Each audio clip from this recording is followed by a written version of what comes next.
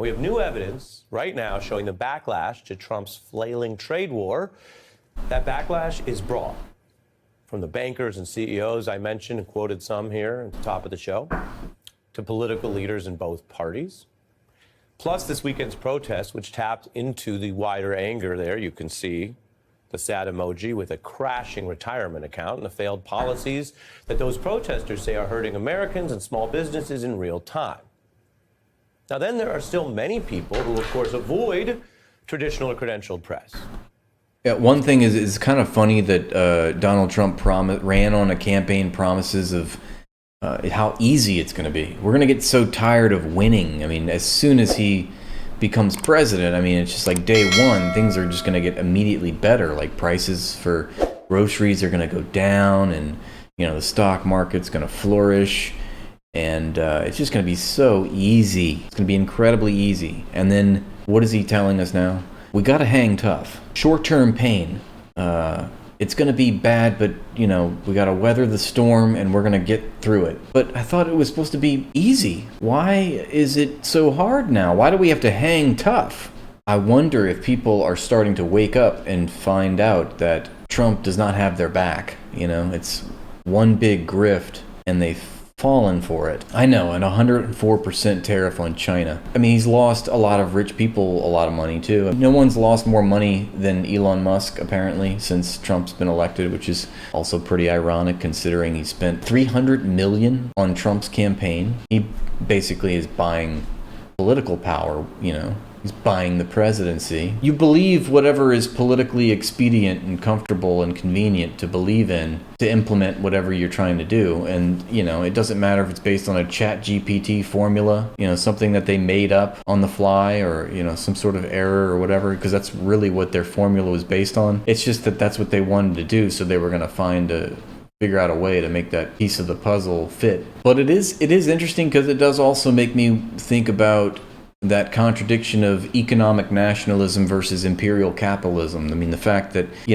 for instance, the tariffs Trump claims are supposed to tax foreign countries because they're robbing us blind, right? We're getting a bad deal. We're getting ripped off from all these countries. And yet those countries are not paying the tariff. The tariff is being paid ultimately by the American consumers.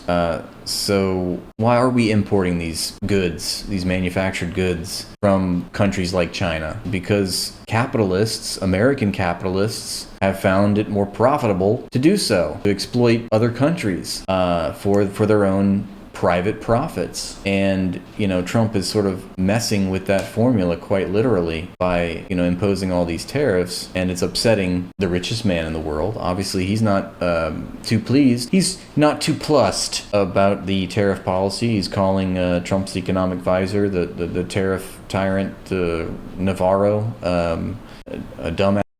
These bad names, and he's publicly stated that he's not in favor of tariffs. Won't someone please think of the shareholder? This is what CNBC looks like if you turn it on the screen here, but people may not see that kind of news coverage of the tanking markets. There are people who consume alternative, younger media.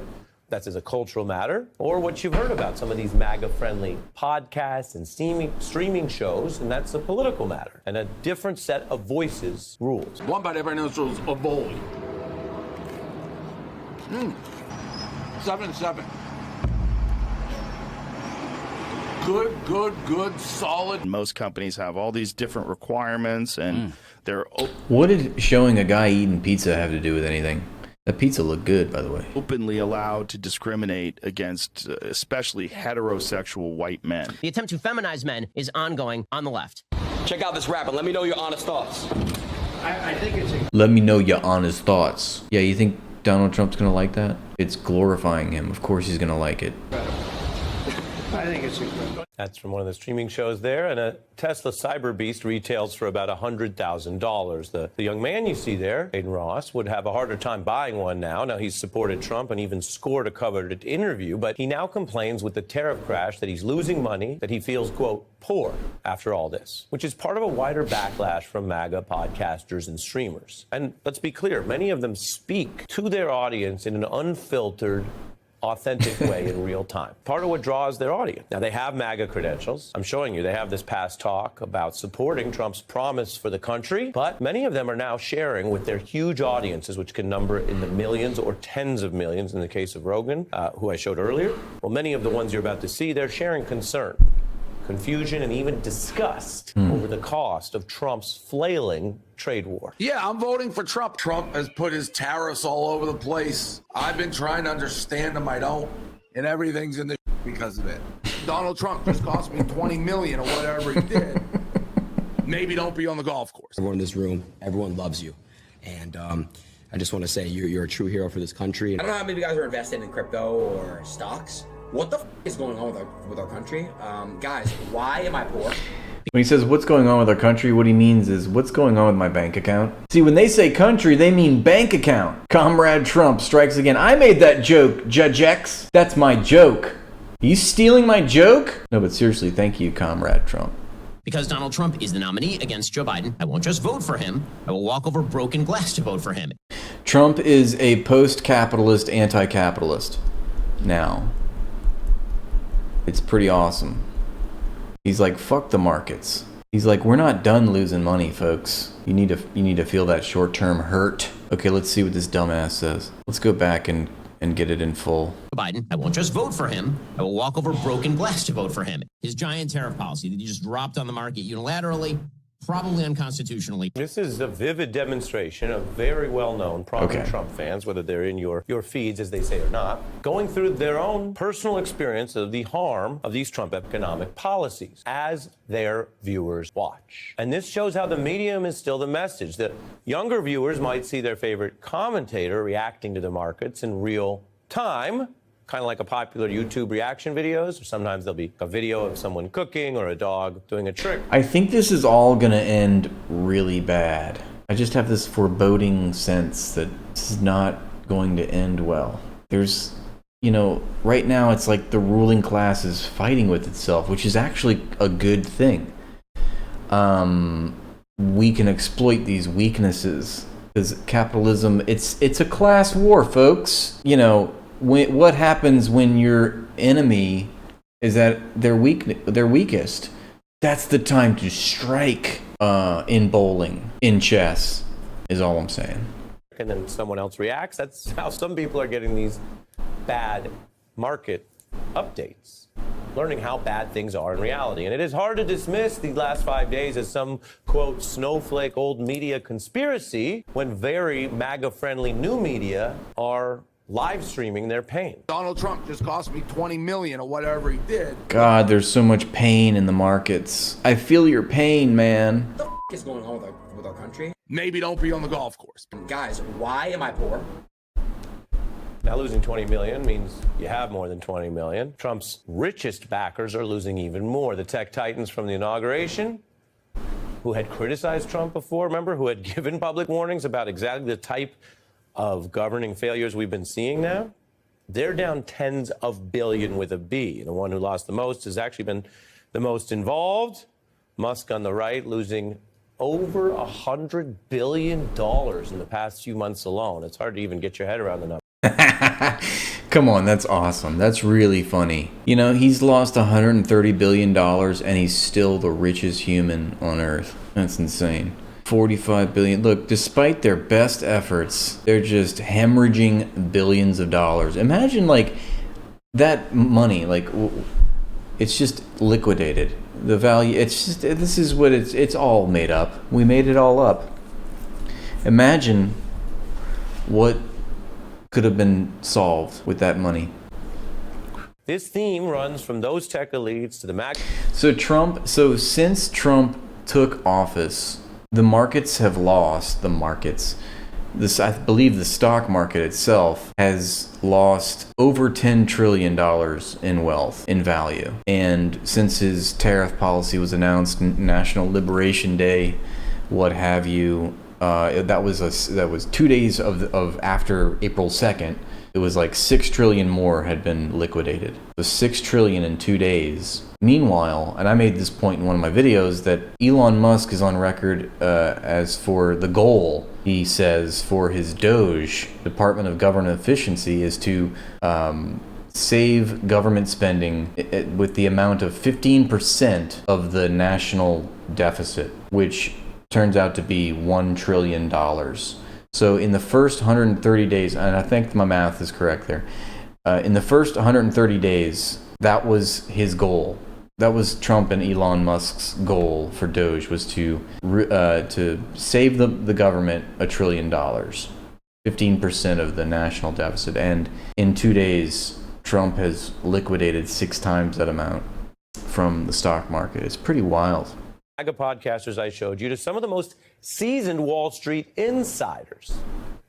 Take the hedge fund leader and Trump backer Bill Ackman, who made a lot of news this week by bemoaning how the tariffs from Trump are leading to a self-induced economic. I love that, any sort of economic pain is nuclear war.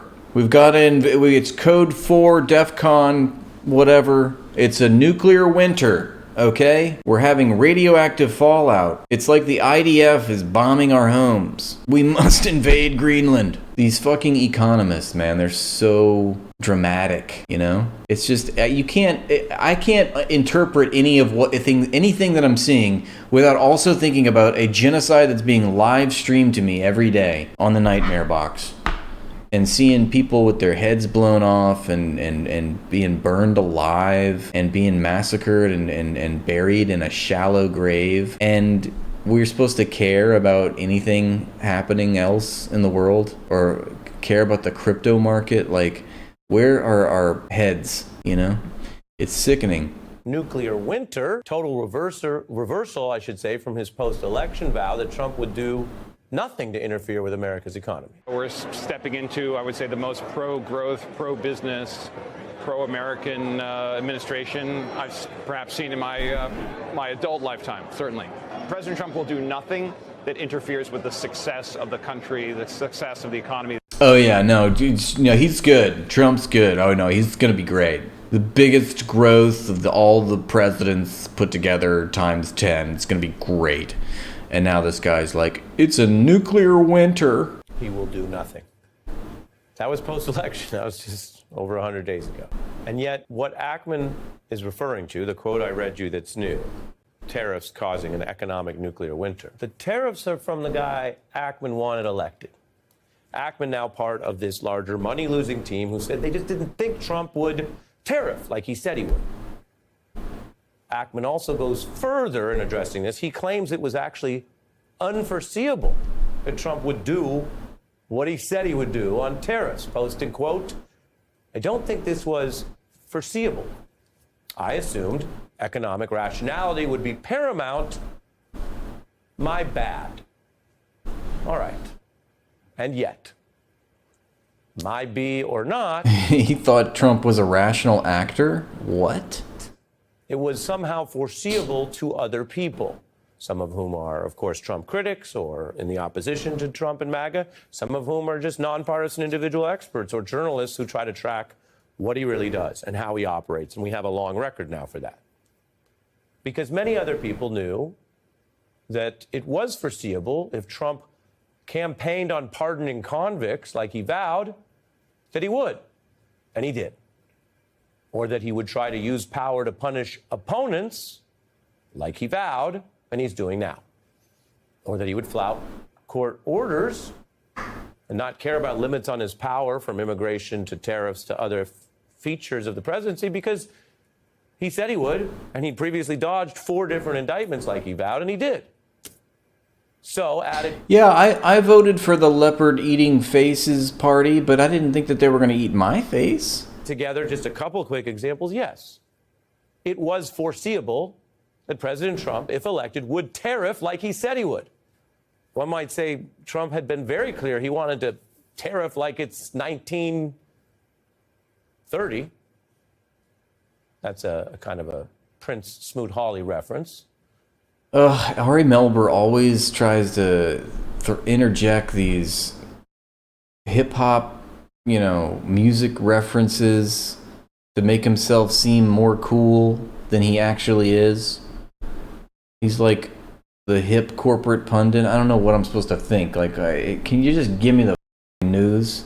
And stop trying to make all these metaphorical symbolicisms. He actually, I mean, of all of the corporate media pundits, Ari is so gangsta. He does say some things every now and then. I'm like, damn, I'm surprised to hear that on MSNBC. He does, like, every now and then. It's kind of coded, but it's like, props to him for that. But other than that, like, can we get on with the subject, please? You know, tariff like it's 1999. It's not even a good joke, dude. I can't To begin with, okay? hear the audience in the back, but I'm sure that 1 out of 1,000 people appreciate the reference. The point Okay, he knows that the joke bombed, is what he's trying to say. is, He's got at least enough awareness to know that he's being corny as fuck. I don't usually do Prince combined with smooth. Now he's backtracking. Now he's like, well, look, you know, in my excuses, to come to my defense, I don't normally do... Yeah, okay, we get it.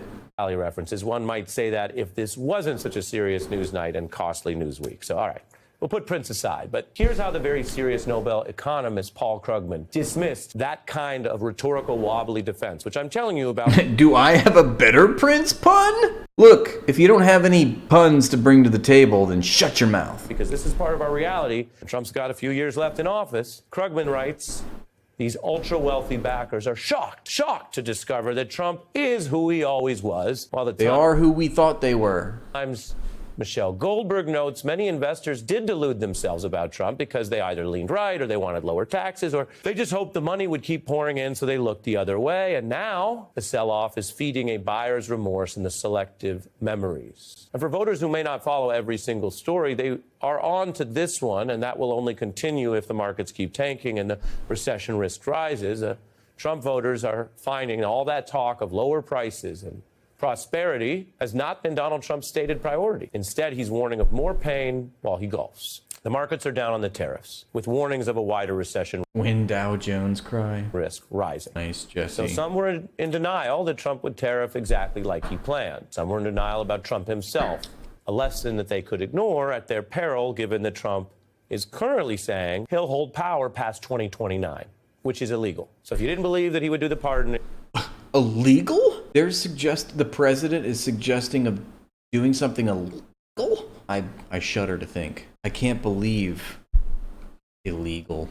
and you didn't believe he would do the tariffing, and you didn't find that foreseeable, then buckle up for a president who, while in power, is saying he's, quote, not joking, and he intends to rule past 2029. Our job here is to look at It's hard for me not to say, like, thank you, Trump, for accelerating the downfall of the U.S. empire. I mean, thank you. Honestly, genuinely. facts together. Don't delude yourself out of those facts. Other people did see the risk and the impact. Politically, the bad news for Republicans dates to an old law of politics, popularized by President Reagan, but it's been reportedly said or in circulation from far earlier. The saying is, a recession is when your neighbor loses his job. A depression is when you lose yours. In other words, how do you experience it? Well, millions of people may be personally experiencing these impacts, whether you're rich enough to be a podcaster who says he's out millions, or you're just someone trying to get by. I love that you guys are still going on with the Prince puns, even though that ship has sailed. And Jesse, I just got to say, they're not getting any better, okay? I think you peaked about 2 puns ago, all right? And it's been just a diminishing returns ever since. So I think we need to put it to bed. It's always different when it hits you, and there need not be any glee in any person's pain or loss. I say that whether they are MAGA or not MAGA, whether they are American-born citizen or immigrant, whether they're being hurt by Trump's stubborn, flailing tariffs policy, and they live in this country or they live somewhere else. No glee in the pain. But those podcasters are experiencing what they sometimes call in the vernacular L's, losses. Trump is making many people in America take a giant L. That's not in doubt. You can look at the markets, you can look at the numbers, you can look at your retirement account, or you can listen to MAGA podcasters who are talking about losing so much that one of them feels, quote, poor. But as always, life is about what we do with it. What's happening, what we experience, what we might be learning. I don't go to Ari Melber for my, I don't know, Buddhist teachings. Like, who is this guy? Is he just the end-all, be-all? Do I need to pray to Ari Melber too? Will these losses also be lessons? A different type of L. That's the other big question about a crisis that has just begun. Nixon ordered Cambodian genocide. Sent cruise missiles to Sudan, people died. Gave the orders to do drone strikes.